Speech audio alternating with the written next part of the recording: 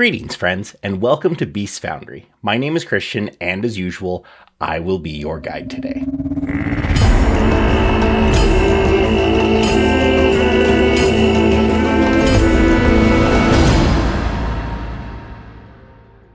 Now today, we are going to talk about the deception skill, that cunning, tricky skill available to anyone with a decent charisma modifier. Now, of course, the deception skill has all the fun stuff of lying to NPCs and trying to get away with dishonest things. But what we're going to talk about today is we're going to go over the combat applications of deception. It has with it two very important skills that have a tendency to be overlooked. I've seen where characters will, they will move around to get into position so that they're flanking with their ally. And if they have to do a standard move instead of a step, they risk attacks of opportunity if the creature has one, which people don't often know if they do or not. So they're very cautious. Monsters can hit really hard, so they're not always willing to subject themselves to the potential of, does it not? And just get the hell beat out of them. So there are a few things that you can do. One of them is you can use a combat feint. That is a trained deception skill, and it allows you to attempt some fancy maneuvering and trick your opponent and allowing you to attack them while they are flat-footed with your next attack. If you get a critical success, they are flat-footed against your attacks until the end of your next turn. If it is just a normal success, they are flat-footed against you for your very next attack until the end of this current turn. And the reason you might want to do that is, like I said, you might not want to move. It still takes one action, so if you're going to spend the action to step, you can just as easily spend the action to take that deception check. Now, of course, it's a check. There is a potential that you will fail, and it is the deception versus their perception. Many monsters have excellent perceptions, but there are quite a few that do not. Now, it does have the mental trait, so it does not work against mindless opponents. It also has a little bit of a caveat. You have to be in melee. You cannot combat feint with a bow. Now, not quite sure why. It seems very logical that you could try to trick someone with your bow and thinking you're going to be shooting somewhere else, but apparently that is in the part of deception that we are going to talk about immediately after this one. But for this instance, it is for melee attacks, and it allows you to get that flat-footed bonus. Now, of course, you're probably thinking, oh, this is for rogues so that they can get their sneak attack and get that extra d6 damage, or 2d6, depending on what level the rogue is, 3d6.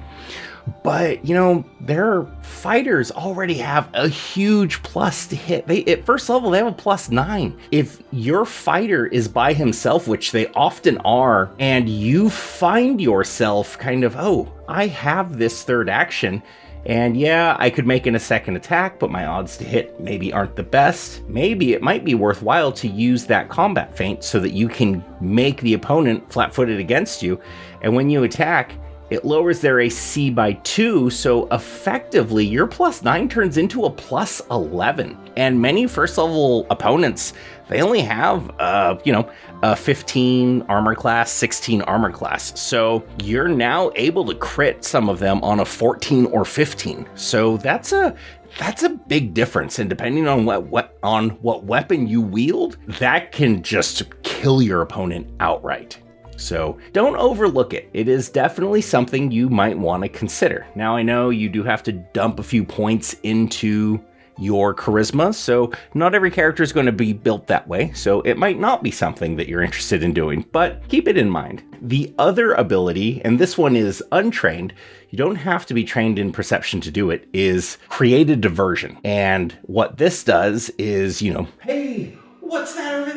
And everyone looks, and you're technically hidden from them, so your attacks against them are flat-footed. This actually affects every enemy that can hear you, technically. Now, it only affects you. It is only a benefit to you, and you are hidden until you take any action that is not a hide or sneak action, but when you do take the action, you're hidden until the end of it. So if you attack, they are flat-footed. So this is a good way for you to also gain flat-footed against opponents, and this is the only way that you can do it when you are a ranged attack character. So this is good for even characters like sorcerers that operate off of charisma and have spell attacks. You make that spell attack at a range, you could spend one action to create a diversion and then make that attack. And you're a high charisma character already. So if you are successful, you're going to get a +2 to that attack. So your first level sorcerer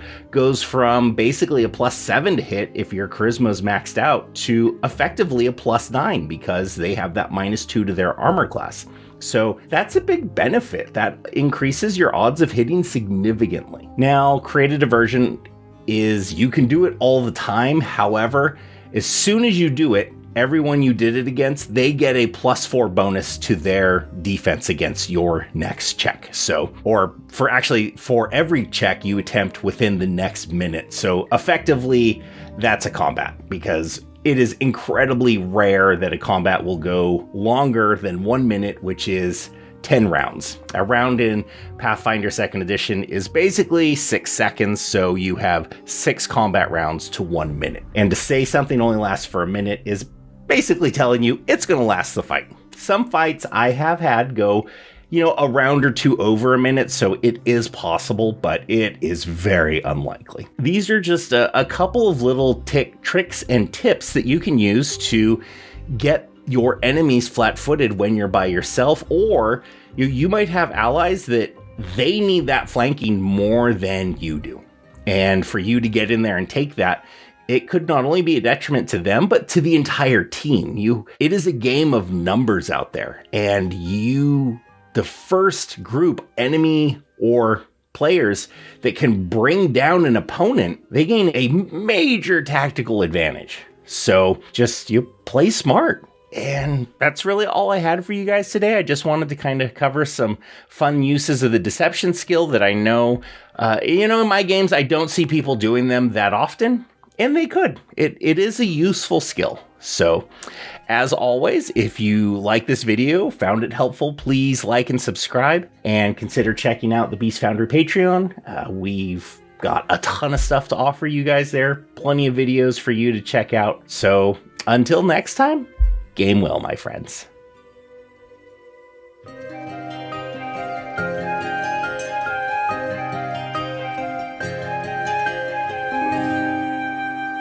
Hey, what's that over there?